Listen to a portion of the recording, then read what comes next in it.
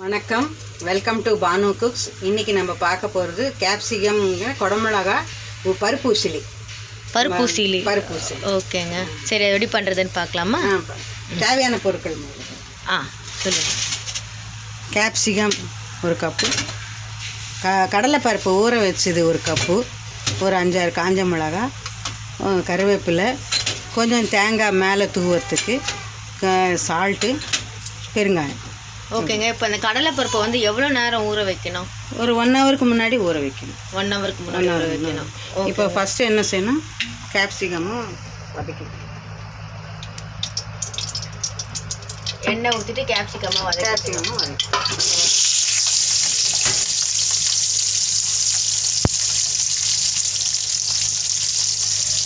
இது வந்துட்டு வெறுமனே சாப்பிட்றது கூட நல்லாயிருக்கும். நல்லாயிருக்கும்.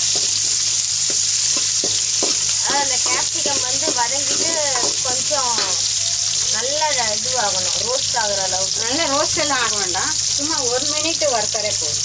அது கலர் ஒன்று மாறிடும்.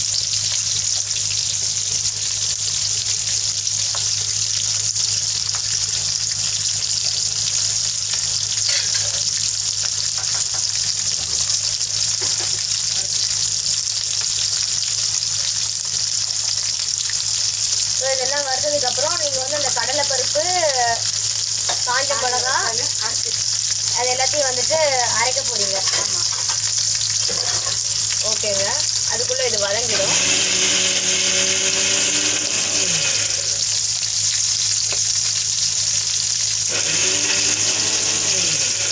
நல்லா வதங்கிட்டு இருக்கு. பார்த்தீங்கன்னா இதில் உப்பு எப்போ ஆட் பண்ணோம்? வதங்கினோன்னு உப்பு ஆட் பண்ணணும். ஓ, சரிங்க.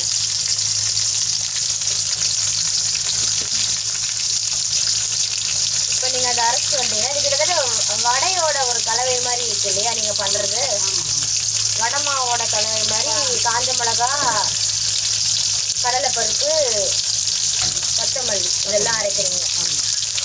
அது வதங்கிடுச்சுங்க, நல்லா வதங்கிடுச்சு. இப்போ இதில் பார்த்தீங்கன்னா உப்பு ஆட் பண்ண போகிறீங்களா ஃபஸ்ட்டு, இல்லை எப்படி? எல்லாம் சேர்ந்த பிறகு உப்பு ஆட் பண்ணணும். ஓ, சரி.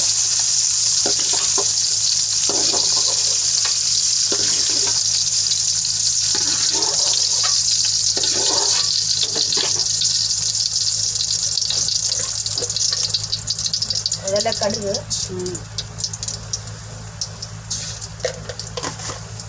பொரிக்கிறதுக்கு கடுகு,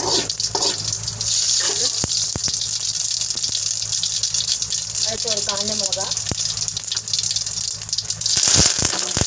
கருவேப்பிலை, அப்புறம் நம்மளோட கலவை எல்லாத்தையும் சேர்த்து நல்லா மிக்ஸ் பண்ணிக்கணும். அந்த கலவையை கலக்கும் போது வந்து நம்ம சிம்மில் வச்சுக்கணும்.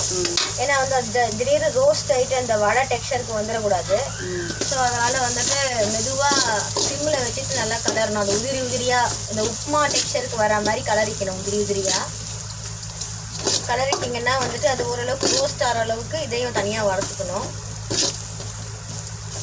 ஸோ இவங்க நல்லா அது ரோஸ்ட் ஆகிற ஒரு பதத்துக்கு வந்துடுச்சு. ஆல்ரெடி நம்மளுக்கு கடாய் பார்த்திங்கன்னா அந்த கேப்சிகம் இது பண்ணிவிட்டு சூடாக இருக்குது ஆல்ரெடி கடாய் நம்மளுக்கு. அதனால் சீக்கிரமாக இது ஒரு வடை டெக்ஸ்சர்லேருந்து அந்த உதிரி உதிரியான டெக்ஸ்சருக்கு வந்துடுச்சு. இதுக்கப்புறம் அந்த கேப்சிகம் ஆட் பண்ணி அப்புறம் அந்த கேப்சிகம் இது ரெண்டுத்தையும் ஒன்றா சேர்த்து மிக்ஸ் மாதிரி வதக்கணும்.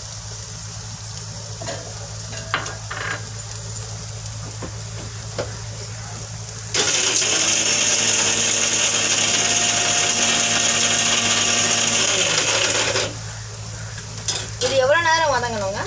ஒரு 2 மினிட்ஸ் வதங்கினா போதும். ஓகேங்க. இப்போ இந்த வடை மாவுன்றதுனால அது கொஞ்சம் இதாகிற, அது வந்து நல்லா ராவாக இல்லாத அளவுக்கு வதங்கணும் அப்படின்லாம் எதுவும் கிடையாது? அதெல்லாம் கிடையாது. இதுக்கப்புறம் கூட என்ன சேர்க்குறீங்க? தேங்காய் பூ கொஞ்சம் தேவை, சும்மா பேருக்கு அந்த இதுக்காக, வாசனைக்காக. இப்போ இது எல்லாத்தையும் சேர்த்து வதக்கிக்க போகிறீங்க. சால்ட் எவ்வளோ ஸ்பூனுங்க? 1 ஸ்பூன். 1 ஸ்பூன் போட்டு. பெருங்காய பொடி. குடமிளகா வந்து சால்ட்டு ஜாஸ்தி தாங்காது. அது வந்து சின்ன குழந்தையில கூட டேஸ்ட்டாக சாப்பிட்லாம்.